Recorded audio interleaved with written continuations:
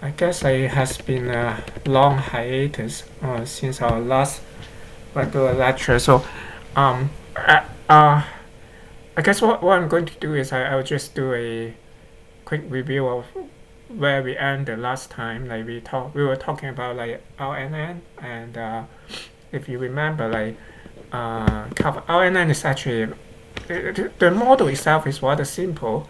So you have like say I have an input here, X is getting kind of going into an RNN.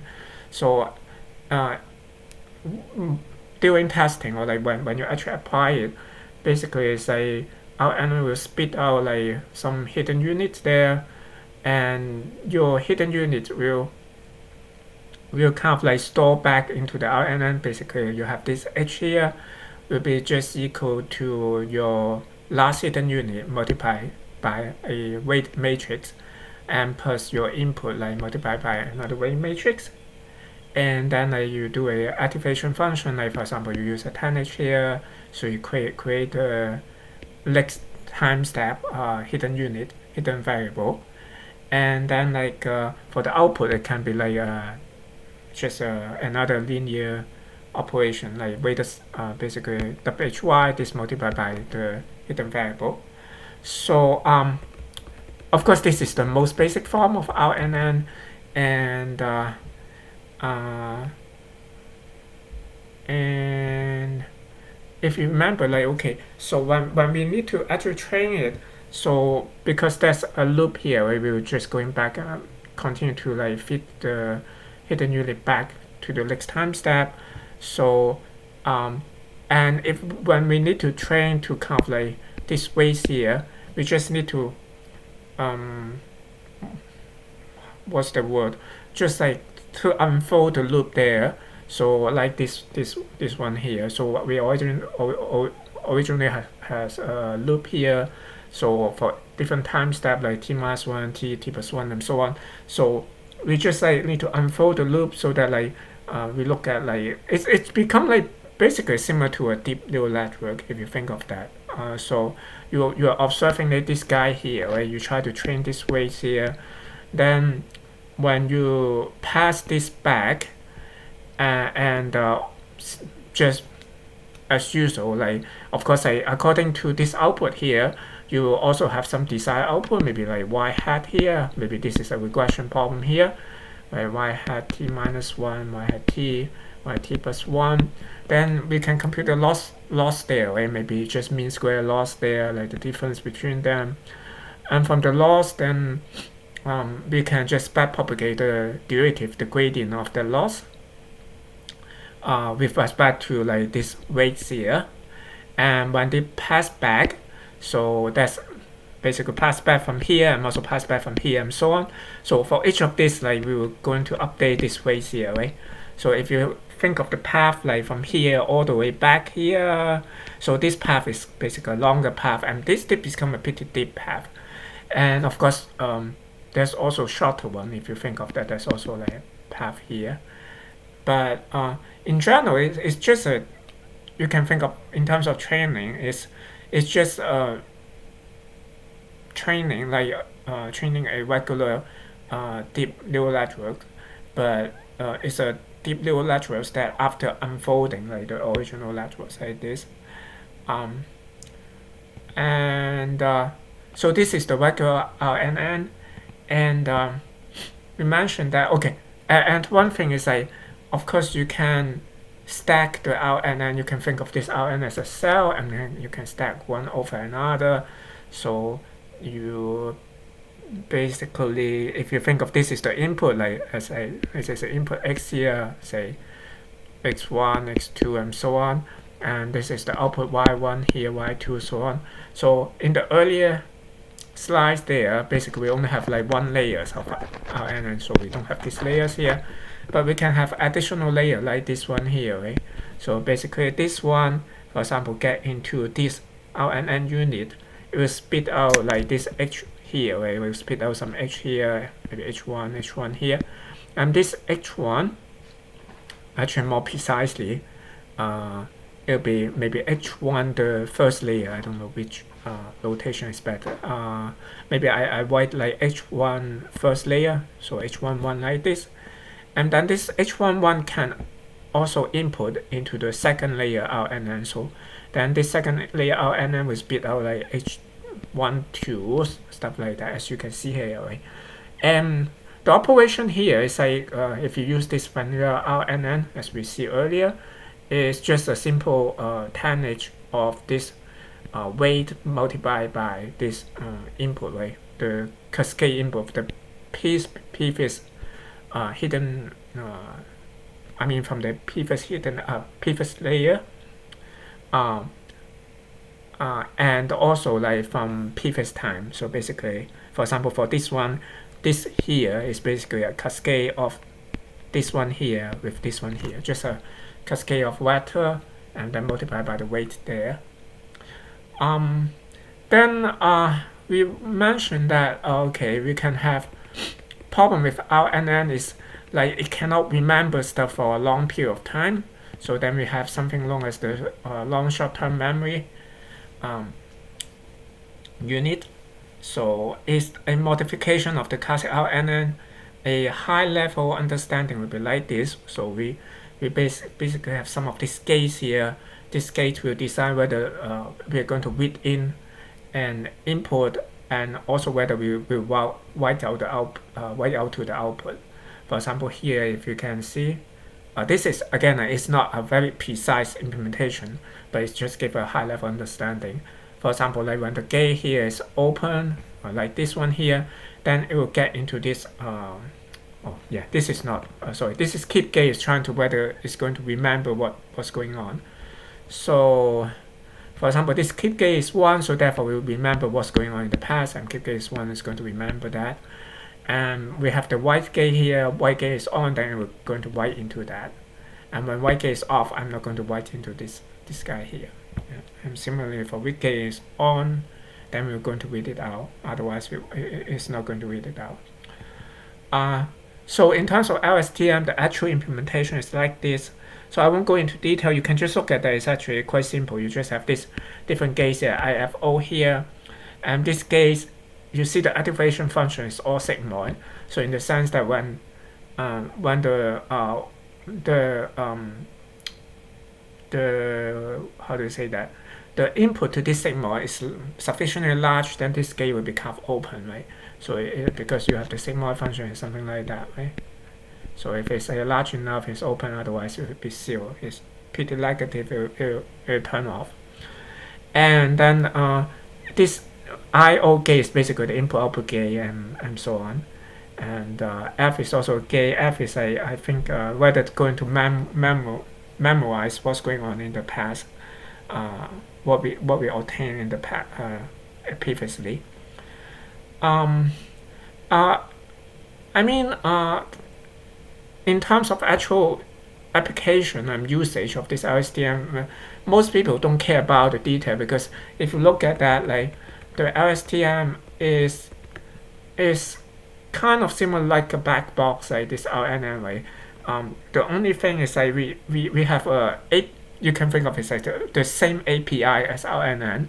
You have for basically you're trying to read in like previous layer input, and also like previous time input, and then you're going to spell out like the next time instant the current times instant output hidden variable.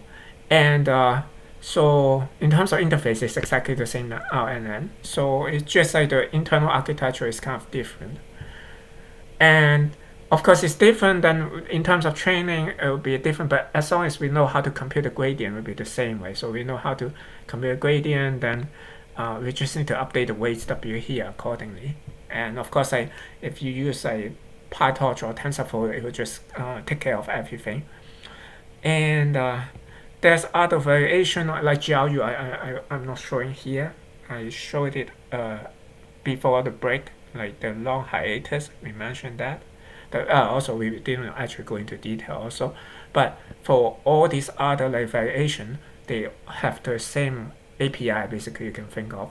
So you can always just like think of this, they're just some kind of memory unit, and you can stack them together like this one. So any questions up to now? Like so far so good, right? It's just a review of like what we talked about previously. I cannot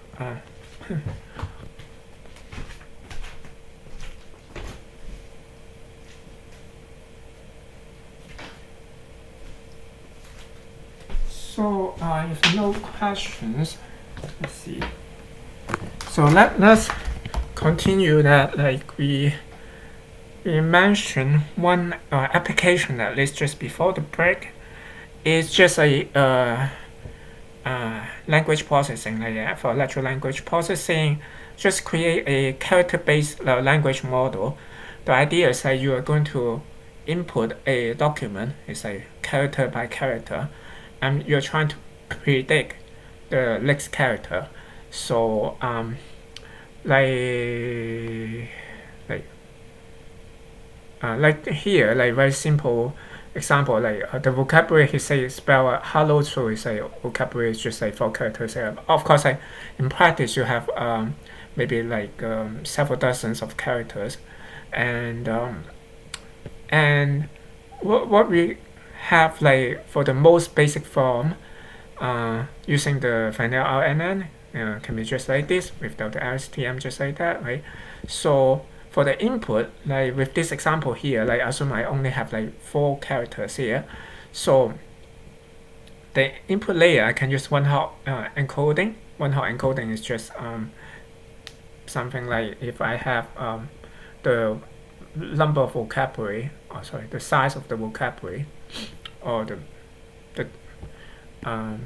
size of the set is like is n, then we will just like build an n-dimensional vector. So for whatever like input here, like for example h here is like is appear, then we will just have the corresponding coefficient for h will be set to 1, and for the y is equal to 0.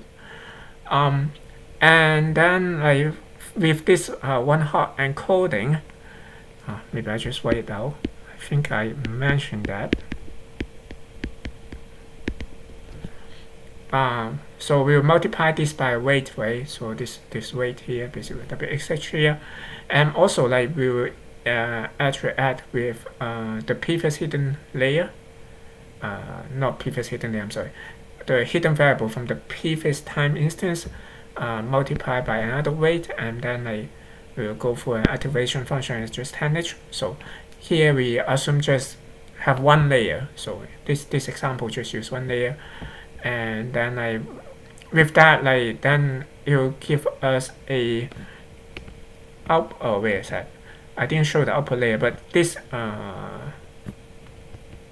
this will form this ht here, right? So this one ht here, and then like this ht will multiply by another weight will form this output layer. So this is like a, of course, as usual, we will pass it through a softmax function to make it like a probability things, or we can just pick the maximum, right? So like in this case, in this case here, so it have the maximum is here, so therefore it's output e here, and for the next character, next time instance, the maximum is this guy here, so it output a wait a second. I think this example probably is not right here, but it's kind of okay. So apparently the maximum is here, so it should output a O here, not output a but you see what I mean. So it then like it will just like spell one character at a time, like this. So then of course in terms of training, it's just we have this propagation through time as mentioned earlier, and this is the code written by Karpathy, as I mentioned like long time ago. It's a very small code, and you can find it online. It's still in GitHub, and it's only like 100 something lines of Python code, and doesn't use any library. and he tried to train it like for many times. I think he trained it like using some Shakespeare text there, and so you can see the output is quite a bit um, poetic, I would say. Um, and this is some of this kind of example of the output there. Um, so this is where we ended previously, and I now this is up to now was just a review. So I'm going to talk about like where we stopped last time. So we are saying that okay, we try to look into a more complicated model. So it's still trying to tackle the problem of character-based language models. So basically have a long list of characters or like a documents. So we consider one character at a time and try to, based on like what we've seen so far, and spit out the next character, like one character at a time. So this is actually even an older model, like back in 2011 and 12, I forgot. It's by Jeffrey Hinton's group, and it was quite, actually still quite impressive. So I think it's valuable to talk about that. So his argument is that like we should have a model such that like we have some hidden unit, right? So based on the hidden unit, we will think of like what will be the next hidden unit. But the argument is like based on your observed character, we should kind of tune this transition probability. So different characters should have like different transition probability for from this hidden unit to this next time instant hidden units here. Um, and but if we models everything like naively, then there can be like loss of parameters. Um, so I guess I will skip this one here and just give the argument why he want to do that. So so like if I have like 115 like 1500 like parameters, so the number of total parameters in terms of like this transition, modeling this transition, will be sorry, I should say like 1500 hidden unit. If I have 1500 hidden units, hidden variables, then the total number of parameters just to model this transition with let's say 86 characters would be like 86 times 1500 times 1500. So it's quite a lot. It probably not needed to do it like this because in a sense like some of the characters like they have very similar characteristics. For example, like if you think of like character 8 and 9, the transition, given that like for example like I have this is 8 or like this is 9, the transition probability to model the transition probability from the current hidden units to the next time instant hidden units should be kind of similar, if not the same.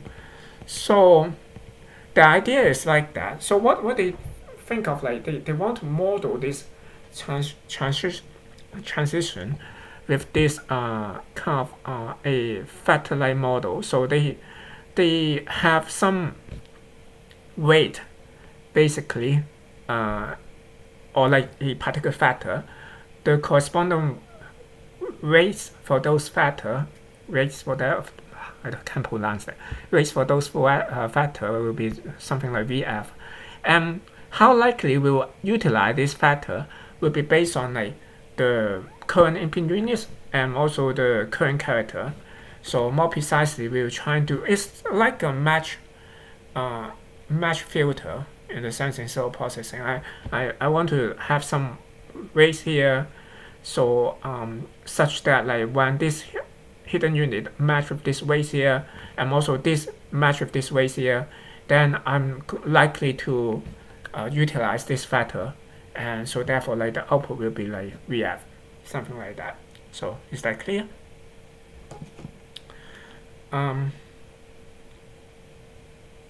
And so this is like a little bit more detail in terms of the math here. It's still very simple. Basically, as I mentioned, it's like a match filter, right? So you can think of this as a filter WF, and the input for this group is B. So when this scalar product is big, then it will be a good match, right? So therefore, I want to both this and this guy have a good match, basically. B match with WF and A match with UF. Then I'm going to output like VF. And this kind of scale by this match how good the matches are. And so that's basically it. Then we can rewrite this as this way. Well, we have BF, WF, AF, something like that. So these two are scalar, so I can move this VF into here. And then I have I just rearrange the matrices here. So I have WF here, it's just here, VF, UF, transpose now is like, by the way, all these are kind of a column vector, right? So therefore, VF, UF transpose is actually a matrix, it's actually a one-column matrix. And so I have a matrix multiplied by this A here, something like. So then this is like what we have. This is a scale again. This is a scalar. So what we have is like this is a scalar, and this is a one-column matrix.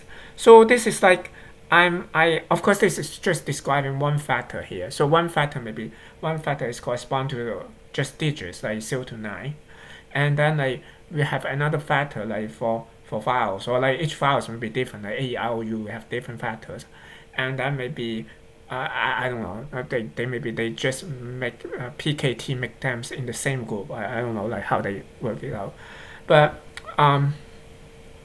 actually most likely like you don't need to like you just impose like, because all these are going to be learned anyway. So we can start with just fix the number of factors here. So what I mean is like this is only one factors. So what we want is like we will add like number of factors together. So, and each of these guy here this is a one-column matrix, and this again is a scalar. So it's like just you have the input, then like it's like you have the input is going to multiply this scale one-column matrix scale by this guy. So if I have more than one factors, it will be just a weighted sum weighted by this B transpose WF of this rank one matrices. So note that like if in general if you have like F one-column matrices, like they add them together, the ranks will be kind of like F, assuming that they are kind of these one-column matrices are not linear dependent to one another. So so then that's it. Then eventually we have something like that. And in terms of optimization, they used hashing free. If you remember this as the second order like Newton methods, as a second order methods optimization. So it's kind of similar to LBFGS, but I don't think they exactly use LBFGS. And they also at that time they use conjugate gradient.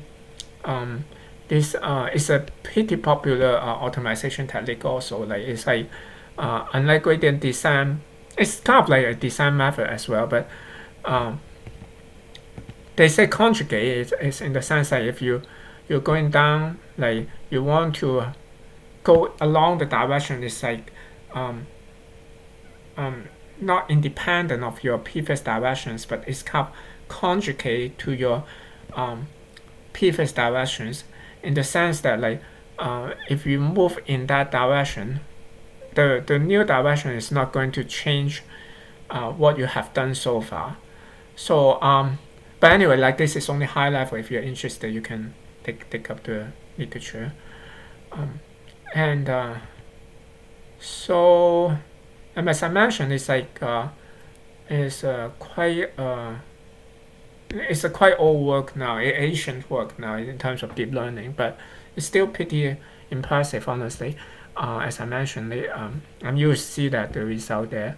So it trained on 5 million strings of characters, of like 100 characters, like from Wikipedia.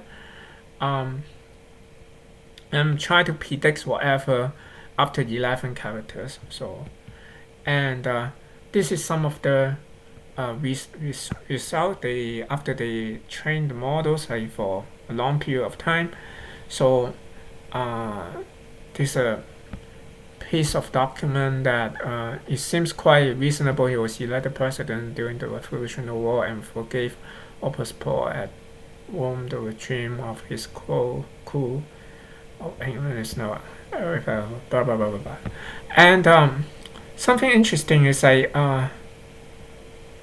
you can see, for example, like I'm not sure how many of you know the word like ephemeral. Um, so I don't know anyone. Um, if you try to take up the dictionary, there's no such word as ephemeral, but it kind of create a word pretty reasonably. So so it seems like at least the model know that it's a character by character based model, but it looks like it know a lot about English. So it knows that like this word, like even though it doesn't exist, it sounds like a real word there. And also like there's some other interesting observation, like there's for example it knows like kind of the tense like conjugation. For example, it knows grammar a little bit. Like if you write Sheila like funk, I don't know what word is that. Uh, it know to put the s at the end. So because like this sounds like a name, right?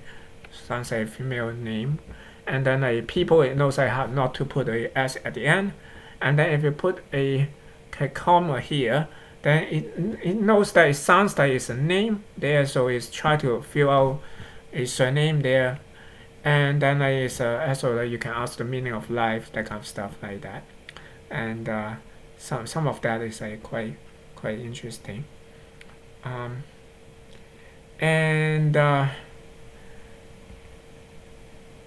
and so if you look at or make all these observations, you see like it knows such a huge number of words and knows a lot of proper names. As you remember, ephemeral, it even knows to create words that sounds like it's a real word. And also it knows how to balance quotes and brackets. Like it actually like the Kappafi's code as well. Maybe this is not as difficult as people thought. Um, it knows a lot about grammar, as you just see. Like it knows how to make the tense conjugate like appropriately. Um, and it knows some weak semantic association as well. Like for example, it knows like potato is likely to be associated with like Wittgenstein, and cabbage should be associated with vegetable. Um, okay. So this is a quick. Let's see how much time I have. I still have like quite a bit of time. So, okay. Next I'm going to mention just very quickly one interesting application combining like what we have so far. Like we have like talk about CNN. Talk a little bit about RNN now, and then this is an interesting combination of these two techniques to have a pretty nice application. I think I showed that like earlier, like at the beginning of the course. Like this is like trying to do image captioning. Now you have all the pieces. It's not difficult at all like to implement that from scratch. So you can use any CNN network. Like for example, you can use AlexNet, like WestNet, or like GoogleNet, and so on. And then like you can strip off the last layer, right? Maybe you train using ImageNet, and then like in the second last layer, typically you can consider those as the abstraction of features of regarding the image. And then what I think this is like first try by Justin Johnson, um, and he basically fed these features from the CNN into RNN, and then like and then the RNN will then just try to predict the next word. So something like you have a start character here, and you put that in, then try to like spell the next character, and then like your next character will fit back into this here and try to spell next and so on. Um, and so yeah, this is exactly what I'm saying. Like you can use I think this is just an Alex lat there, and then like you exclude the last two layers and then just fit that into an RNN. And then RNN here, like for this one, it's just using vanilla RNN. So it's just when you spit out the first character, or that's the first word there, you just put in the next word and so on and so forth. Oh, by the way, this is of course it's not character-based model; it's a word model. We didn't mention much about the word model yet, so I will talk about that more like next time. So the main difference about the word model, of course, you have many more words than characters, right? So you basically you cannot use one hop encoding. It's like just too inefficient. So and what we want is like we have so-called like a word embedding. So each word will be kind of replaced by a vector. Then of course like the problem is like how do you choose this word vector? We'll talk more about that like, next time. So but like this will be just a word vector. So presumably, so this output the word vector, and for the corresponding word vector you know the word and then put that back in and so on and so forth. So this is like kind of trained using the Coco, Microsoft Coco, and then like try kind of like 120k images and have 5 sentences each, and I mean, of course, this is not the state of the art anymore. Like this is back in I forgot, like maybe 2017 or 16, 17. If I probably won't go more into this image captioning, but if you guys are interested, like you can consider this, like explore this more for your project. But even for like this kind of like work like 7 years ago, still is pretty amazing, right? If you look at the man in black shirt is playing guitar. This is two young girls playing Lego and so on, construction worker, and orange safety vest is working on the road and so on and so forth. And but like there's something off here. Like apparently this is like a cat is sitting on a couch with a remote control. I'm not sure if it's a remote control or like a phone. Actually, I'm not quite sure. Maybe it's really a remote control. Yeah. But this definitely is not a cat. And there's a young boy is holding a baseball bat. This is more like a baby, and a woman holding a teddy bear in front of a mirror, and so on and so forth. And this is a horse is standing in the middle of the road. That's you. I don't know which one looks like a horse. Maybe this one. So, I have 13 minutes. So I guess you can try to end the whole thing. So let's see if I can. So I'd like to mention one more, a very simple network that was mentioned in Hinton's course back in 2012 to train RNN efficiently. So he mentioned that, but this it's not itself is like another kind of neural network, but very different flavor. It's not just for RNN. So it's known as this echo state network. And yeah, actually I should say it's actually related to RNN. So the idea is that like we have still have like a RNN structure, right? So we have some input, and then it will fit into. So we have some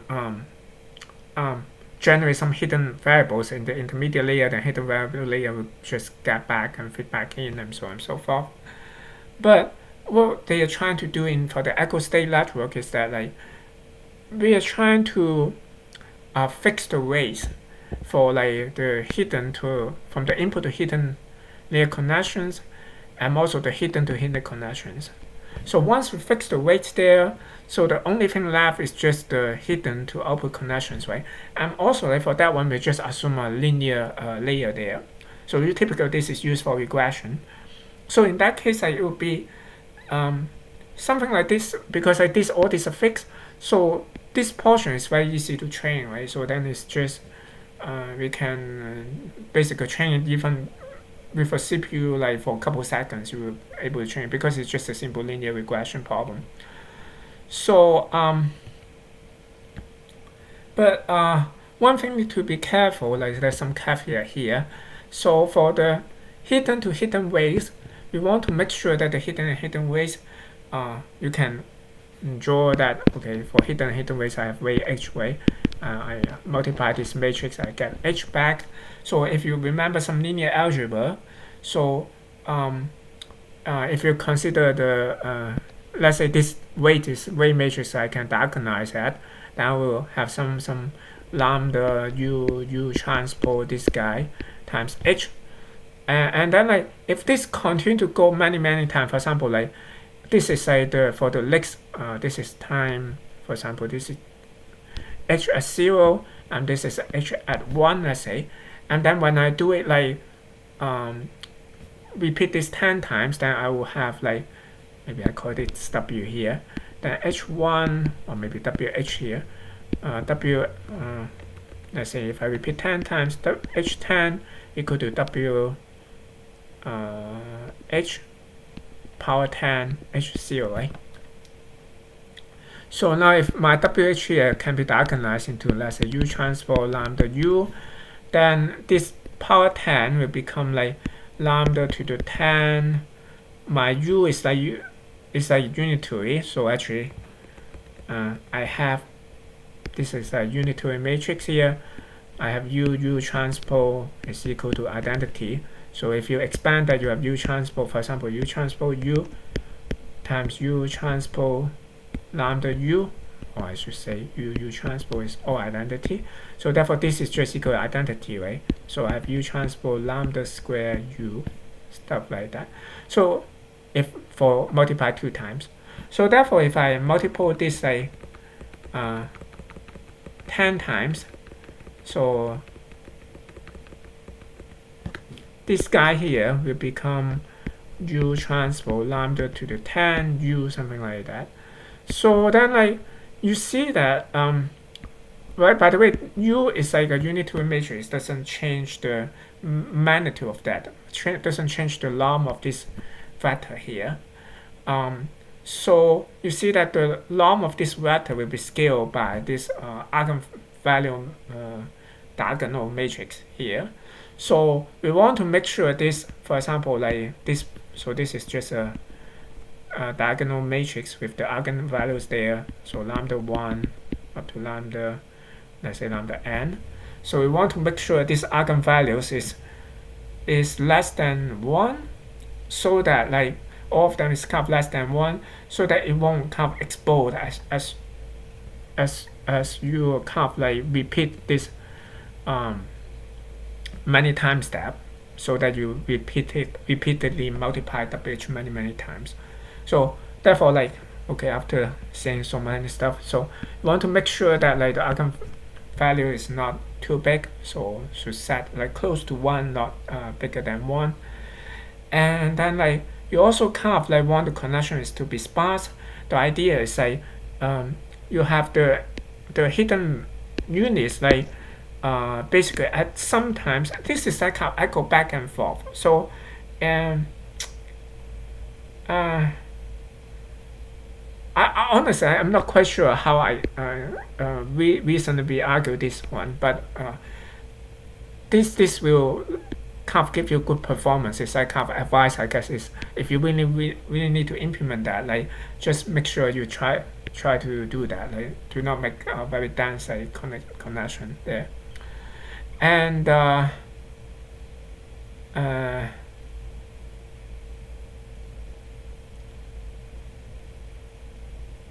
input hidden. Yeah, this I don't think this is as actually I don't think this is as important as this one. I think this one is the most important. The scale of the hidden input and hidden. But anyway, like as I mentioned, like the nice thing of the entire model is that because the training is almost instantaneous, so you can train it in milliseconds or like couple seconds, so you can just adjust all this like very easily. If this one parameters is not good, then you just adjust another set of parameters and try that again. Um, okay, but one thing I guess I forgot to mention, this one you expect to have much more hidden variables. So this is like uh, uh, what we have is something like um, uh, eventually have a long hidden variable h here, and you have an output y here. You want to kind of like um,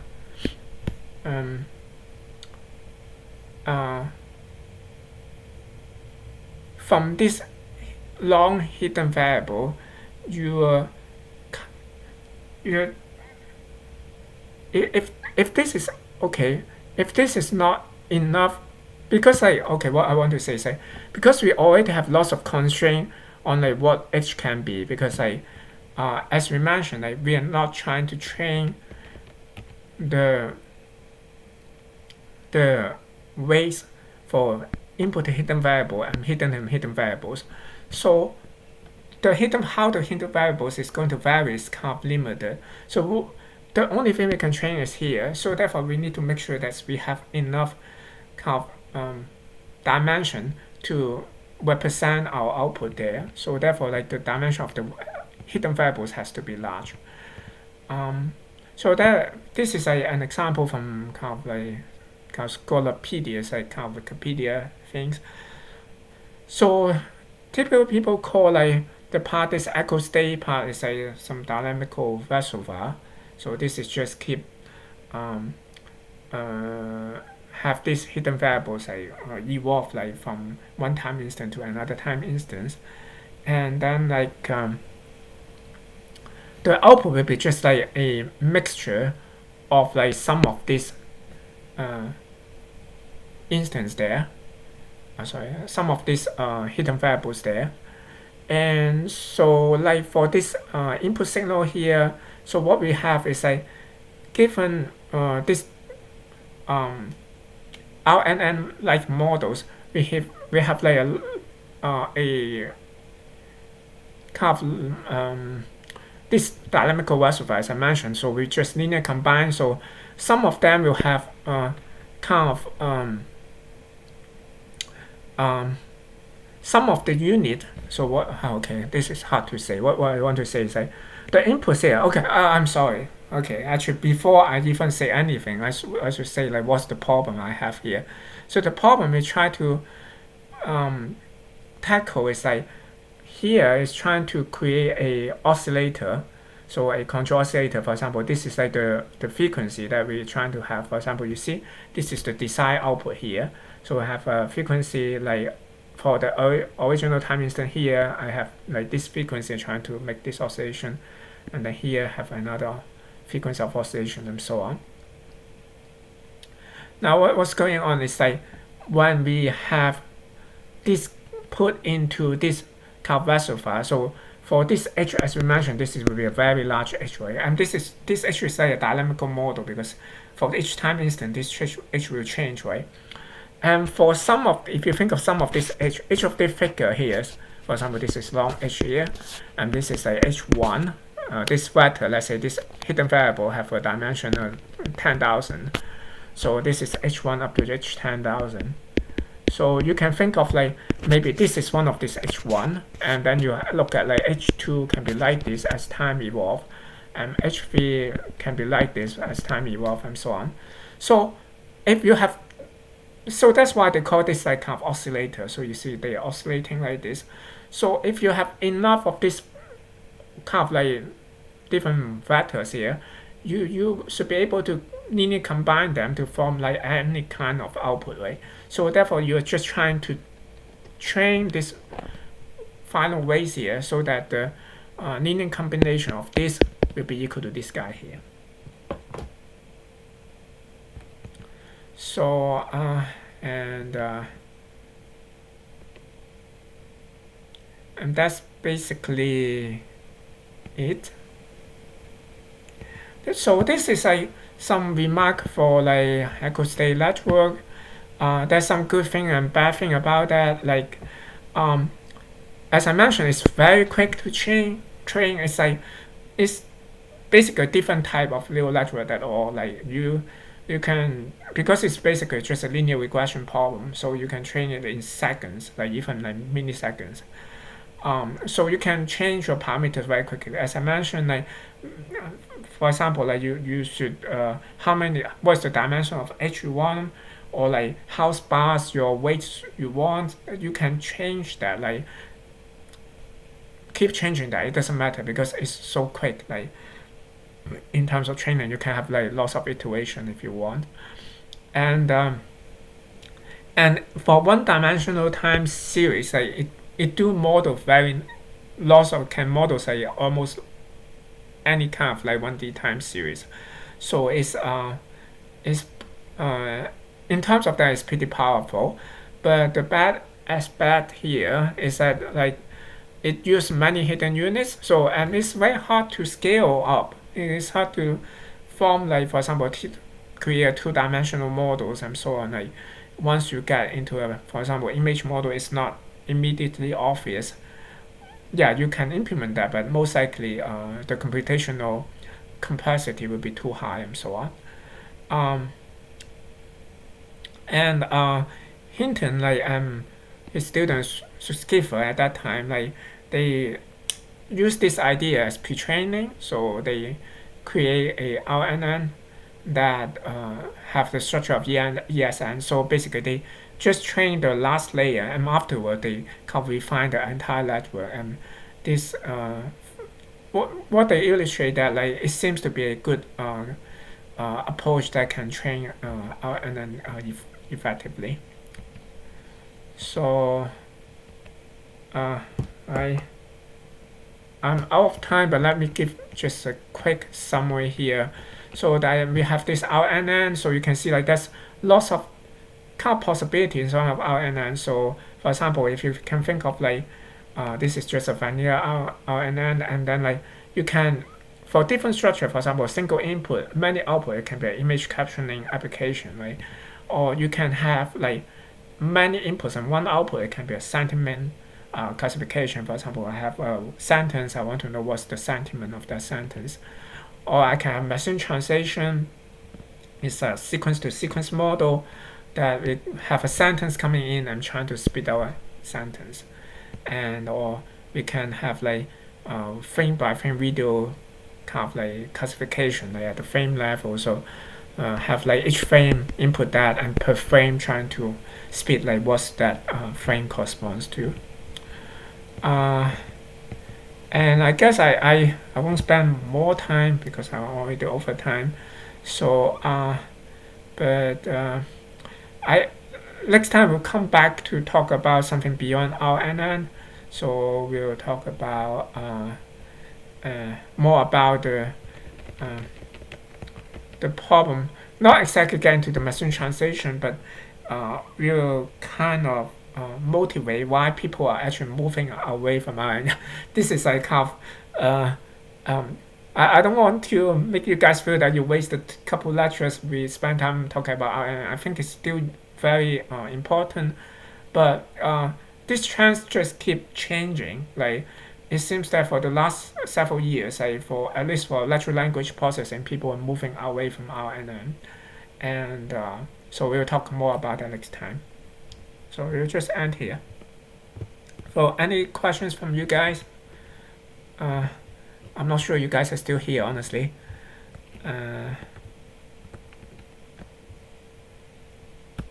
So I guess I will stop the meeting now. Yeah. Okay, I will talk to you guys on Thursday then.